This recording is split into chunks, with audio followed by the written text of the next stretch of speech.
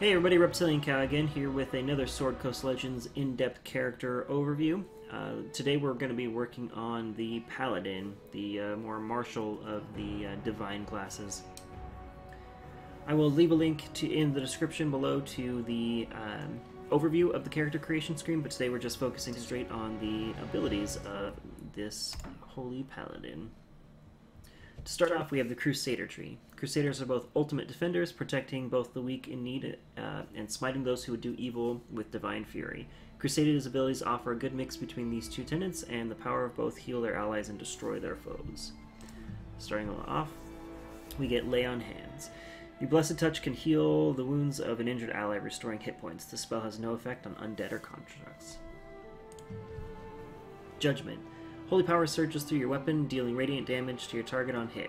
The radiant energy then erupts and seeks out allies within 10 yards, healing them for hit points. Undead and constructs receive no healing from the secondary effect. Branding Smite. Your weapon gleams with astral radiance as you strike, dealing radiant damage and causing the target to shed light. The light lasts for 20 seconds, during which time the target is unable to use stealth or invisibility. Sacred Weapon. Imbue your weapon with positive energy, channeling destructive divine powers through it to deal extra radiant damage each time you strike a foe. And that's a passive too, so that's actually pretty cool. I think a dual-wield Paladin would actually be quite a lot of fun. They've got a lot of on-hit abilities just in the Crusader tree alone. Divine Grace. Your frequent prayers have blessed you with a +1 bonus to all saving throws. Again, another passive, and it actually ranks up to rank 4, so that's pretty cool. Aura of Vitality. Healing energy radiates from you in an 8-yard radius. For the next 20 seconds, the aura moves with you, centered on you. Allies within range heal 5 to 6 HP each round. That's actually pretty good. Not gonna lie, that'll come in handy for a tank or a DPS. This tree is actually pretty powerful. The Avenger. Avengers make a solemn commitment to punishing those who have committed a grievous sin. With the righteous will of their gods behind them, the Paladins strike against man and monster alike, using their abilities to weaken their foes and avenge those who have been wronged. Sign of Vulnerability. You call down the holy power to brand your target. The target must make a wisdom saving throw. On a failed save, the target becomes vulnerable to radiant damage for 20 seconds. You call down Holy Wrath upon... Deific Vengeance. You call down a Holy Wrath on your target, and the target must make a Wisdom save or be weakened and take radiant damage. The weakened effect lasts for 20 seconds, causing them to do half damage with physical attacks. If the target succeeds on its save, it only takes half damage. Heroism. Constant fighting has honed your usage of weapons, allowing 1 extra attack each round. So these are super important as far as DPS goes. Extra attacks per round just make you a flurry of attacks, and it's super useful. So I would definitely recommend, if you're going to be any kind of non-tank, even if you don't like the rest of the Avenger tree, at least take these two. Retribution. The very fabric of your being is bathed in radiance, giving you a +1 bonus to radiant damage and causing attackers to take radiant damage anytime they touch you. And then finally, Avenging Angel. You assume the form of an angelic avenger. Wings sprout from your back, and you gain 50% movement speed, 25% action speed, and 6 strength bonus for 20 seconds. So if you played World of Warcraft, you kind of know what that's all about. The Life Tree. Looks like it's shared with the Cleric. Chief among the Divine Servant's duties is to grant salvation and aid others. Through a variety of blessing and chants, these heroes can bolster their allies, restore the cursed and injured, and bring hope to those in need of their aid.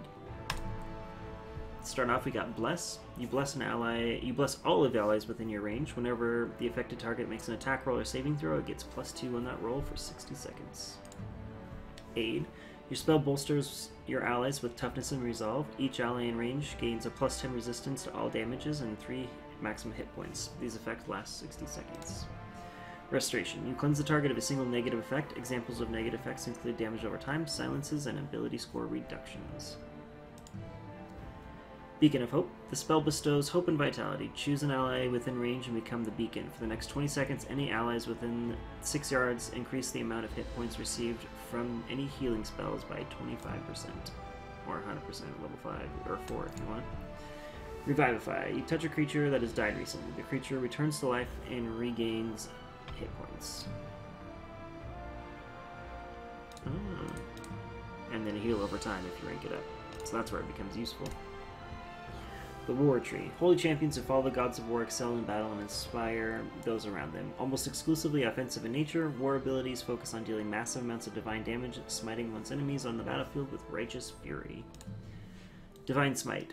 Expend holy energy to strike a foe with a weapon dealing radiant damage. Radiant Pulse. Channel divine power directly down from the heavens to the target or a point in range. Radiant energy explodes from that point, striking all enemy targets within 5 yards. Each target struck must make a DC 9 Wisdom saving throw.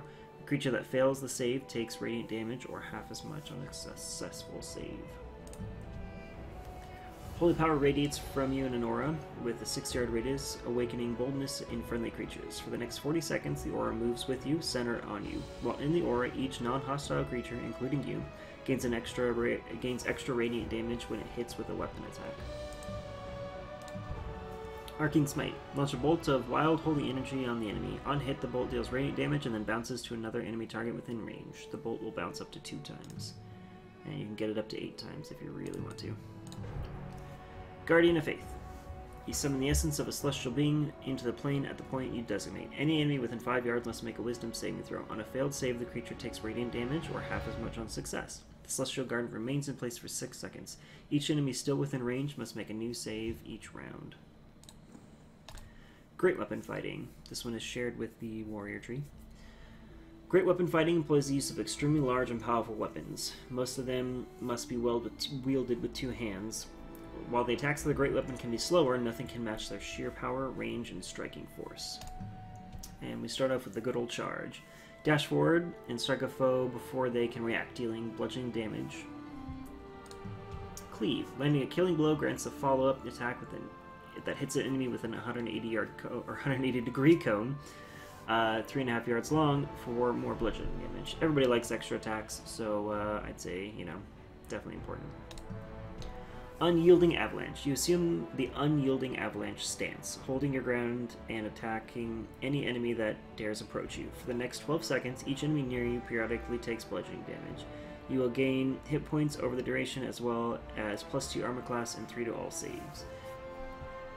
Now, I'm going to take a quick detour here. So these keep saying bludgeoning damage, but what happens if we equip a greatsword?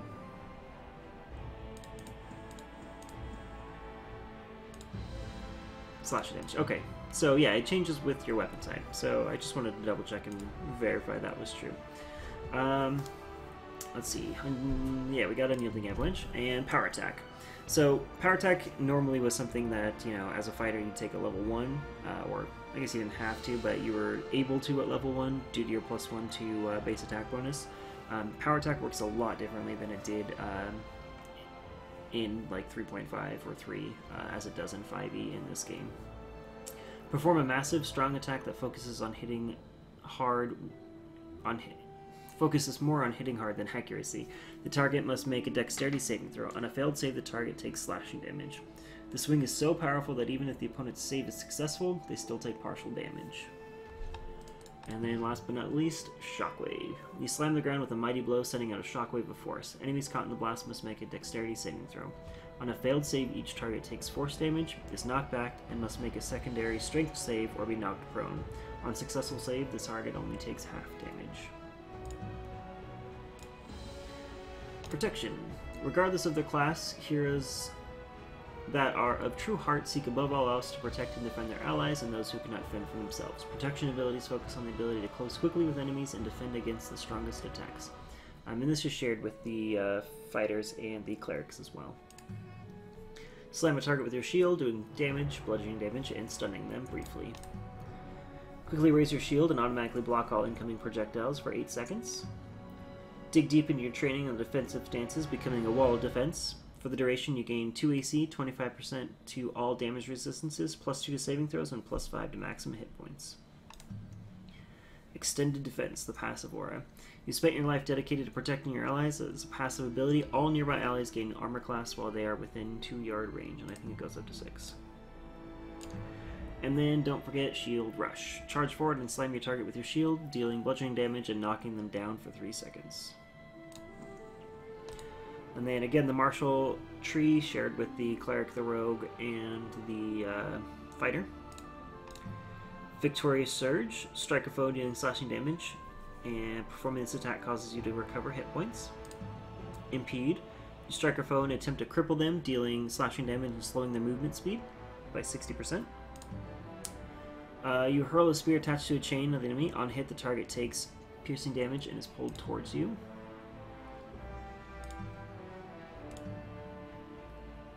Never miss on the second one.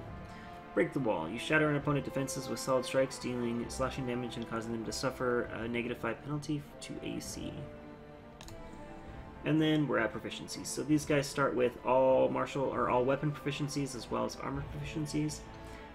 So they're basically fighter clerics, but you already knew that. Anyways, thank you guys so much for joining me for this closer look at the Paladin tree. I have been Reptilian Cow, and I will see you guys next time.